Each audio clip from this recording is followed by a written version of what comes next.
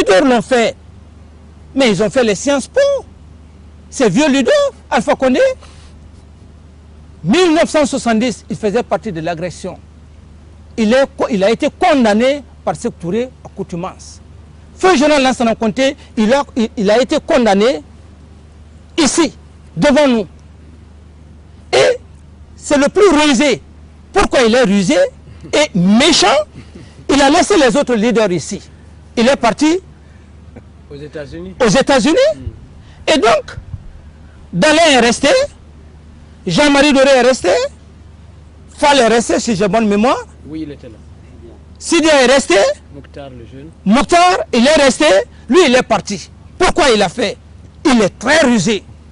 Il a fait pourquoi? Parce qu'il sait que s'il y a la justice, de près ou de loin, si ces hommes-là ont tiré, ces hommes ont tiré. Mais la loi condamne que lorsque tu conduis un mouvement et que tu n'arrives pas à contrôler le mouvement et que tes partisans se saisissent des armes de guerre et que tes partisans portent préjudice aux usagers, brûlent les véhicules et qu'il y ait des morts, tu en es responsable. Et donc, ça veut dire que si demain, la loi, la justice, de près ou de loin, doit condamner, d'une part, ceux-là comme militaires, c'est que ceux-là, les leaders qui sont là, ils vont être certainement condamnés. Je ne dis pas condamnés parce que je dis certainement. Et donc, s'ils sont condamnés, ça veut dire qu'ils sont disqualifiés des élections. Seul Alpha Condé, qui est rusé, il n'est pas disqualifié. Voilà, il a piégé les autres. Il a piégé les autres. Il est rusé, il est méchant. Il m'a dit dans mon bureau que président, tant que tu es avec Cellou Dalein, il a même qualifié de voleur de ceci, de cela. Il dit, tant que tu es avec lui, je ne viendrai plus dans ton bureau. Fall me l'a dit, sur l'honneur, dans le bureau du ministre de la Défense, que ton bonhomme, ton voleur est venu tomber dans ton filet. Ils m'ont fait la guerre à cause de Cellou Dalein ici. Eux tous disaient de procéder à l'audit pour éliminer Cellou Dalein. J'ai refusé parce que je suis très réfléchi. Je me suis dit que le système de Machiavel, en ce moment, comme maintenant on parle, on aurait dit que le capitaine Dadis a créé l'audit pour éliminer Cellou Dalein. En ce moment, eux, ils font face à moi. Donc je me suis refusé. Ici, la presse en a parlé. Le programme d'audit est en cours. Voilà, un autre événement vient tomber. Il laisse ses collègues. Pourquoi ne pas rester? Il reste aux États-Unis, aux Nations Unies, il est au Quai d'Orsay, il est à Bruxelles. Il laisse ses collègues ici. Tout ça pourquoi? Parce que, et c'est pourquoi il est acharné, il parle de justice et il sait que s'il y a ça, si les militaires ont un côté, les autres leaders ont un côté, c'est-à-dire les leaders politiques, parce qu'il y a le code de conduite. Lorsqu'on organise une marche, si la marche est pacifique, et si la marche était pacifique, sans porter préjudice aux édifices, sans se saisir des guerres, sans brûlure, que ces hommes partent, même s'ils avaient défoncé le stade, marcher dans la pacificité, je crois que là aussi, c'était pardonnable.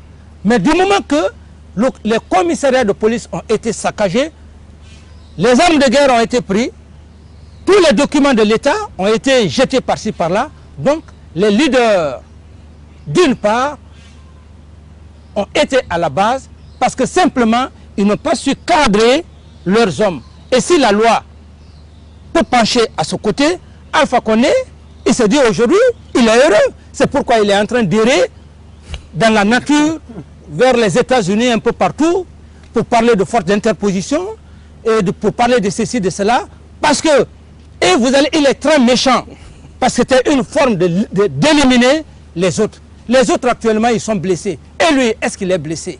Alors c'est comme ça, il a joué l'agression de 1970, la rébellion, le mouvement... 2002 non 2000 1970, l'agression portugaise contre la Guinée, il était au large. Et le mouvement 2002, 2000, la rentrée des rebelles tout au long de la frontière, il a été arrêté, il a été jugé par par le tribunal d'ici. Il a été condamné. Et donc, il est habitué. Voilà que ce troisième événement, il s'est échappé parce qu'il en a de l'expérience. Mais une expérience méchante, dangereuse contre sa nation. Un homme qui a un casier judiciaire aussi important, il a un casier judiciaire. Il n'a pas eu l'amnistie. Il a été gracié. Mais il a été gracié. Oui. Nous sommes dans un régime d'exception. Nous sommes dans un régime d'exception parce que c'est un habitué de fait. Et ce qui vient de se produire, la loi peut le condamner. Alors, mais cet homme qui est assis, il faut que vous cherchiez, il faut que le peuple cherche. Il est en train de raconter des bobards. Il parle tantôt de forestier. Je suis forestier. C'est grâce aux forestiers que, que le mouvement rebelle a été combattu. Il y a ces valeurs. Ces valeurs, je les possède. Et tous les militaires en ont. Que tu sois maintenant. Ce n'est pas seulement les forestiers qui ont combattu tout au long des frontières. Les Peuls ont combattu. Les Malinqués ont combattu. Les Soussous ont combattu. Et donc, l'Afrique a ses valeurs. Alors, quand il a fait allusion à tous ces facteurs, mais est-ce que les éléments qu'il est en train de parler, tout ça, c'est moi qui les ai incorporés dans l'armée? Donc, c'est un homme qui a des faits habitués. C'est un habitué de faits. C'est un homme dangereux. Et voilà, aujourd'hui, ils sont dépistés. Il faut donc aller à l'extérieur, à l'Hexagone, aux États-Unis, fustiger l'image du CNDD. Et qu'est-ce qu'ils ont fait? C'était le système de Madagascar. C'est-à-dire, au moment où ils ont saccagé, les partisans ont saccagé les édifices, se saisir des armes de guerre. Pour eux, toute la population allait se soulever. Allait suivre. Allait suivre le mouvement. Il fallait quoi? Créer une insurrection? Une insurrection, la population se lève, et puis éventuellement peut-être aussi l'armée, et donc le départ du président, comme ils ont fait à Madagascar. Mais ils se sont levés, une bonne partie de la capitale, si ce n'est pas cette bretelle qui est restée, donc ils ont échoué complètement. Voilà le système machiavélique que ces leaders qui ont été piégés par leur patron Alpha Condé. Lorsqu'il a parlé, je ne l'ai jamais répondu. Oui. Un jour, il est même passé aux antennes. Il dit, le président Dadis, il est malade. Il m'a qualifié, il dit que je suis malade. Les gens m'ont demandé, j'ai dit non, laissez-le. Son âge, il est perturbé. Alors, c'est son fils qui est là. C'est nous qui avons véhiculé leur message à l'université. Alors donc, l'âge, j'ai dit laissez-le. Il a raison. Donc, il veut passer par tous les moyens, coûte que coûte, goutte que goutte. Si ce n'est pas le pouvoir, Alpha Condé ne sera jamais rassasié. Même si on fait une concession, vous dites à Alpha Condé d'être Premier ministre, il ne fera pas. Il ne le fera pas. 50 ans, il lutte à avoir le pouvoir. Donc il se dit que c'est sa dernière chance. Oui. 72 ans par rapport à cette génération. Alors, donc c'est pourquoi je ne l'écoute pas. Je ne l'écoute pas. Monsieur le Président, on a beaucoup parlé de politique, parlons un petit peu de vous. On vous connaît mal, hein. On vous connaît par les images qui nous arrivent de Guinée, mais vous, d'où vous vient cet... Est-ce que vous avez imaginé un jour dans votre parcours être à la place que vous êtes?